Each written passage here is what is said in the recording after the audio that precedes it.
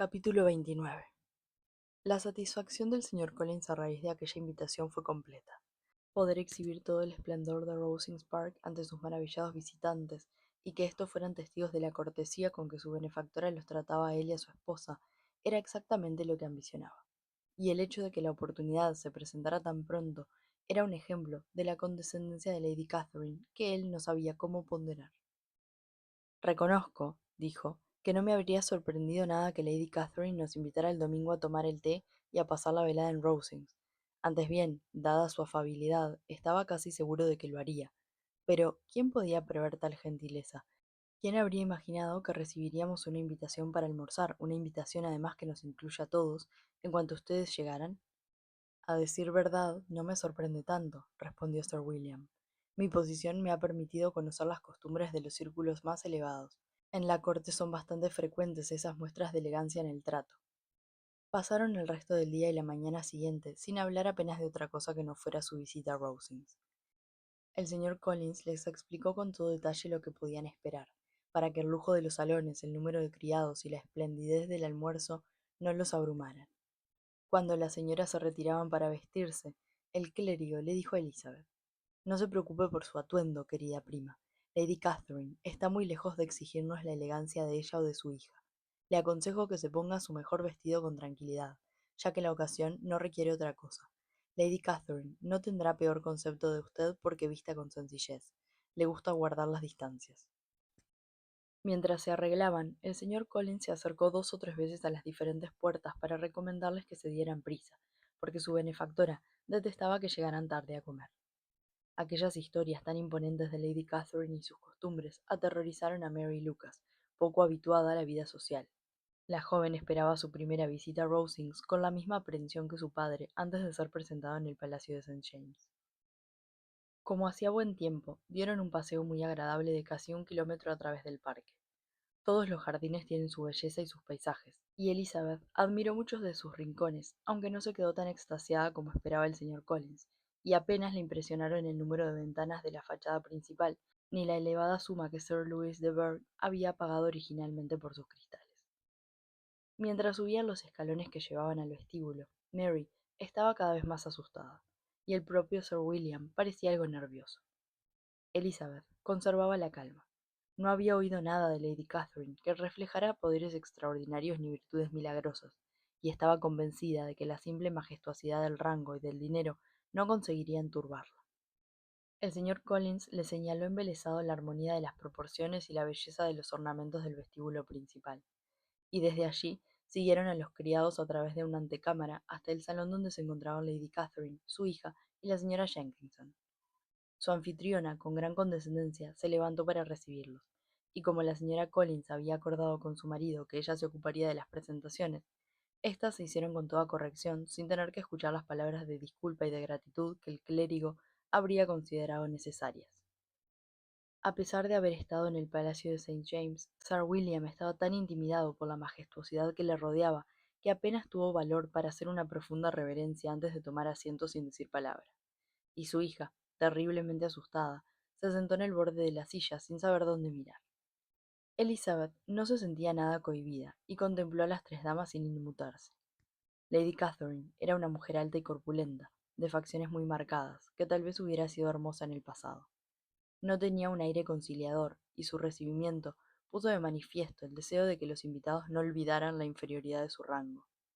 No era el silencio lo que la volvía tan imponente, sino el tono autoritario con que hablaba, como si quisiera recalcar su importancia. Elizabeth se acordó enseguida del señor Wickham, y al final de su visita llegó a la conclusión de que Lady Catherine era exactamente como él la describía. Cuando, después de examinar a la madre, en cuyo rostro y en cuyo porte descubrió cierto parecido con el señor Darcy, volvió la mirada hacia la hija. Se sintió casi tan sorprendida como Mary de lo delgada y pequeña que era. No podía tener una figura ni un semblante más diferentes de los de su madre. La señorita de Bourgh era pálida y enfermiza. Sus rasgos, sin ser feos, eran insignificantes. Apenas hablaba, salvo en voz muy baja, y solo para dirigirse a la señora Jenkinson, que tenía un aspecto de lo más anodino y se ocupaba únicamente de escuchar sus palabras y colocar bien una pantalla que protegiera sus ojos del fuego de la chimenea. Cuando llevaban unos minutos sentados, Les invitaron a acercarse a un ventanal para admirar el panorama, y mientras el señor Collins les señalaba sus maravillas, Lady Catherine se dignó informarles de que la vista era mucho más hermosa en verano. El almuerzo fue exquisito, y no faltaron en él los criados y los objetos de plata que el señor Collins había prometido. Y como también había anticipado, se sentó en una de las cabeceras de la mesa por expreso deseo de Lady Catherine, y pareció convencido de que era el mayor honor que podía depararle la vida. Trinchaba, comía y vertía alabanzas con desbordante entusiasmo, y todos los platos fueron ponderados, primero por él y después por Sir William, que había recobrado la serenidad suficiente para repetir cuanto decía su yerno. A Elizabeth le sorprendió que Lady Catherine soportara tanta lisonja, pero parecía complacerle aquel exceso de admiración, y de vez en cuando obsequiaba una sonrisa a sus invitados, especialmente cuando alguna vianda resultaba una novedad para ellos.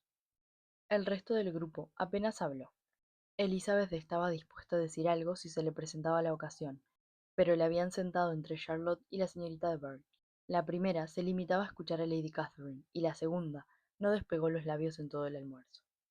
La señora Jenkinson se dedicaba sobre todo a vigilar lo que comía la señorita de Burgh, e insistía en que probara algún que otro plato, temerosa de que se encontrara indispuesta.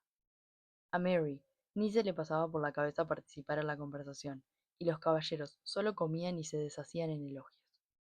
Cuando las señoras regresaron al salón, se vieron obligadas a escuchar a Lady Catherine, que habló sin parar hasta que se sirvió el café, pronunciando unas opiniones tan tajantes sobre cualquier tema que resultó evidente lo poco acostumbrada que estaba a que le llevara la contraria. Preguntó exhaustivamente a Charlotte por sus vicisitudes domésticas, y le dio infinidad de consejos. Le explicó cómo debía de organizarlo todo en un hogar tan pequeño, y le instruyó sobre el cuidado de las vacas y las aves de corral. Elizabeth comprendió que la gran dama se interesaba por cualquier cosa, por insignificante que fuera, siempre que le sirviera para ejercer su autoridad. Solo interrumpió su conversación con la señora Collins para hacer las preguntas más variadas a Mary y a Elizabeth, especialmente a la segunda, sobre la que apenas sabía nada, y que según comentó Charlotte, era una muchacha muy bonita y elegante. Le preguntó en más de una ocasión cuántas hermanas tenía, si eran mayores o menores que ella, si alguna pensaba casarse pronto, si eran hermosas, si habían recibido una buena educación, qué carruaje tenía su padre y cuál era el apellido de soltera de su madre. Elizabeth fue consciente de su impertinencia, pero le respondió sin perder la compostura. Lady Catherine hizo entonces el siguiente comentario. Tengo entendido que el señor Collins heredará la casa y las tierras de su padre, y me alegro por usted, dijo volviéndose a Charlotte, pero no soy nada partidaria de que una heredad sea parte de la línea femenina.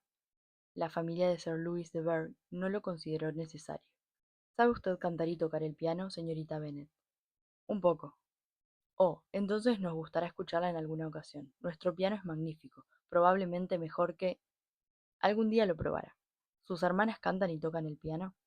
Una de ellas. ¿Y por qué no aprendieron todas? Tendrían que haberlo hecho. Todas las señoritas Webb tocan el piano, y su padre no dispone de una renta tan elevada como el señor Bennet. ¿Dibuja usted? No, en absoluto. ¿Y alguna de sus hermanas? No, ninguna de ellas. Es muy extraño, pero supongo que no han tenido la oportunidad. Su madre tendría que haberla llevado a Londres todas las primaveras en busca de buenos profesores. Mi madre no habría puesto el menor reparo, pero mi padre detesta la ciudad. ¿Les ha dejado ya su institutriz? Jamás hemos tenido una. ¿Que no han tenido institutriz? ¿Cómo es posible? ¿5 hijas educadas en casa sin una institutriz? Es la primera vez que oigo algo semejante. Su madre debe haber sido una esclava de su educación. Elizabeth tuvo dificultades para sonreír mientras aseguraba a su anfitriona que no había sido ese el caso. Entonces, ¿quién les dio clase? ¿Quién se ocupó de ustedes? Sin una institutriz, habrán estado muy abandonadas. En comparación con otras familias supongo que sí, pero a las que quisimos instruirnos nos dieron toda clase de facilidades. Siempre nos animaron a leer y tuvimos todos los profesores necesarios. A las que prefirieron la ociosidad les dejaron obrar con total independencia. Sí, sin duda alguna, pero las institutrices están para evitar eso, y si yo hubiera conocido a su madre, le habría aconsejado vivamente que contratara una. Siempre digo que en materia de educación no se puede conseguir nada sin regularidad ni firmeza, y es algo que solo puede hacer una institutriz. Cuando recuerdo la cantidad de familias a las que he ayudado en ese sentido, me quedo maravillada. Siempre me alegra proporcionar un buen empleo a una joven. Gracias a mi ayuda, 4 sobrinas de la señora Jenkinson están divinamente colocadas, Y hace unos días recomendé a otra joven, de la que oí hablar por pura casualidad, y la familia está encantada con ella. Señora Collins, ¿sabe que Lady Metcalfe vino ayer para darme las gracias? Dice que la señorita Pope es un tesoro. Lady Catherine, me dijo, me ha proporcionado usted un tesoro. ¿Ha sido presentada en sociedad alguna de sus hermanas menores, señorita Bennet? Sí, señora, todas. Todas. Las 5. Qué extraño. Y usted es solo la segunda. ¿Cómo se puede presentar a las pequeñas cuando las mayores aún no se han casado? Y las pequeñas deben ser muy jóvenes. En efecto, la menor aún no ha cumplido los 16 años. Tal vez sea demasiado joven para entrar en sociedad, pero creo que es muy duro para las hermanas pequeñas no poder disfrutar de la vida social porque las mayores no tengan los medios o no sientan inclinación por casarse pronto. La última en nacer tiene el mismo derecho que la primogénita a los placeres de la juventud. ¿Cómo escatimárselo por semejante motivo? Me parece muy improbable que eso promueva el cariño fraternal o la delicadeza de sentimientos. A fe mía, dijo Lady Catherine, que sus opiniones no pueden ser más decididas para lo joven que es. Dígame, ¿qué edad tiene? Con 3 hermanas pequeñas ya presentadas en sociedad, respondió Elizabeth sonriendo. No esperará mi lady que lo confiese.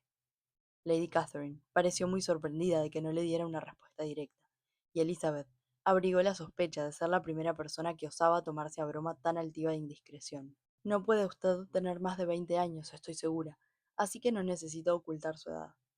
Todavía no he cumplido los 21. Los caballeros se reunieron con ellas y después del té, los criados colocaron las mesas de juego. Lady Catherine, Sir William y el señor y la señora Collins se sentaron a jugar el cuatrillo.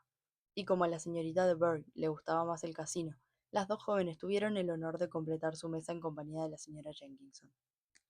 La partida no pudo ser más aburrida.